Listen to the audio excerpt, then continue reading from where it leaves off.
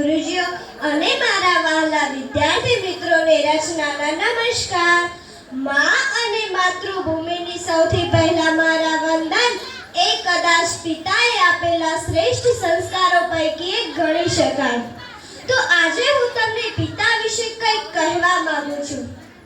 આમ તો આપણે સૌ જાણીએ છીએ કે દરેક કવિઓએ તેમજ લેખકોએ માતૃત્વની ઉપમા આપી છે, પણ ક્યારેય પણ પિતા વિશે ઉપમા આપવામાં આવી નથી કે પિતા વિશે લેખ પણ લખવામાં આવ્યા નથી.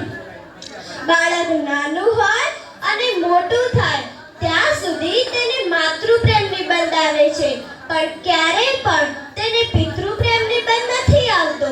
હું માતાનો વિરોધ નથી કરતી, પરંતુ પિતાનું મહત્વ સમજાવું છું. પિતા શબ્દ તો સૌ જાણે છે, પરંતુ તેનો મન કોઈ જાણે છે નહીં. તો ચાલો આજે હું જણાવું. પિતા એટલે કે એક મકાનને ટકાવી રાખવા માટે મજબૂત પાયાની જરૂર પડે છે, તે જ પ્રમાણે એક સુંદર પરિવારને ટકાવી રાખવા માટે પિતાની જરૂર પડે છે. પિતાની હાજરી સૂરજ જેવી હોય છે. પિતાની હાજરી સૂરજ જેવી હોય છે. સૂરજ ગરમ જરૂર થાય છે, પણ જો તે ના હોય ને તો અંધકાર છવાઈ જાય છે.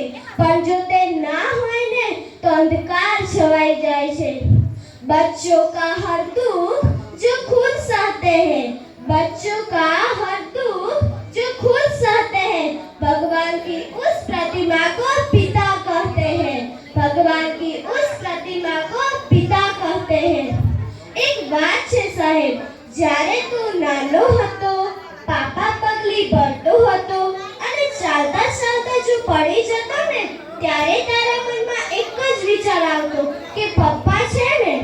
જ્યારે તું સ્કૂલે જતો, છોડવા આવેલા પપ્પાને પાછો વળીને ટાટા કહેતો, ત્યારે પણ તારા મનમાં એક જ વિચાર આવતો કે પપ્પા છે ને. જ્યારે તું થોડો મોટો થયો, કોલેજ જતો, મોજ મસ્તી કરતો અને કોઈ મૂંઝવણ અનુભવતો ને, ત્યારે પણ તારા મનમાં એક જ વિચાર આવતો કે પપ્પા છે ને. પણ તારા લગ્ન બાદ તારી પત્નીના કહેવાથી તારા પિતાને વૃદ્ધાશ્રમ મોકલતા પહેલા તને એ વિચાર કેમ ન આવ્યો કે પપ્પા છે ને?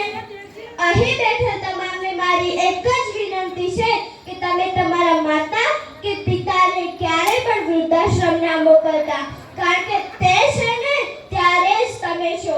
તેમના વગર તમારું કઈ અસ્તિત્વ જ નથી. અને છતાં પણ તમારે જાણવું હોય ને કે પિતા વગર તમારી ઓકાત શું છે, તો એક દિવસ તમે તમારી જ શેરીમાં એકલા આંટો મારજો અને એક દિવસ પપ્પા સાથે. ખબર પડી જશે કે જે દિવસે એકલા હશો ને, બોલાવવાની વાત તો દૂર રહી, લોકો તમારી સામું પણ નહીં જુએ. अजीब भी वो है, नसीब भी वो है, दुनिया की भीड़ में करीब भी वो है, उनकी दुआ से चलती है जिंदगी, क्योंकि खुदा भी वो है और तकदीर भी वो है. जो माता ઘરનું ગૌરવ હોય છે, તો પિતા ઘરનું અસ્તિત્વ હોય છે. જો માતા પાસે અશ્રુની ધારા હોય છે, તો પિતા પાસે સંયમ હોય છે. જો માતા બે સમયનું ભોજન બનાવે છે, તો પિતા જીવનભરના ભોજનની વ્યવસ્થા કરે છે. જ્યારે આપણે રમતા હોઈએ અને રમતા રમતા પડી જઈએ ને, ત્યારે આપણા મોંમાંથી ઓ માં એમ નીકળે છે.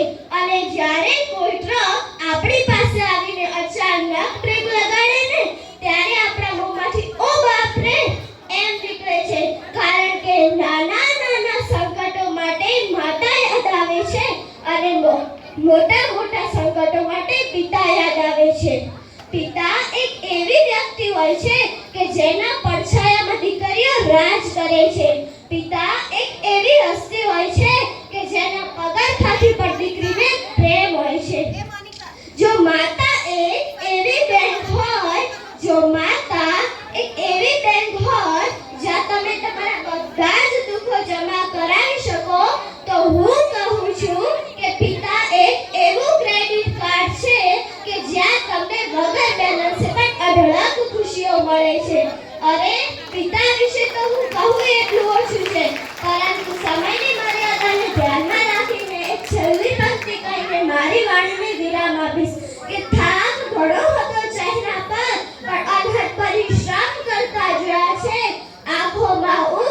ઘણી છતાંય ચિંતામાં જાગતા જોયા છે. તકલીફો ચારે બાજુ હતી પરંતુ એકલા હાથે લડતા જોયા છે.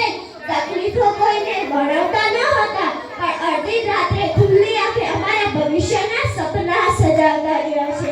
मेरा साहस मेरी इज्जत मेरी सम्मान है.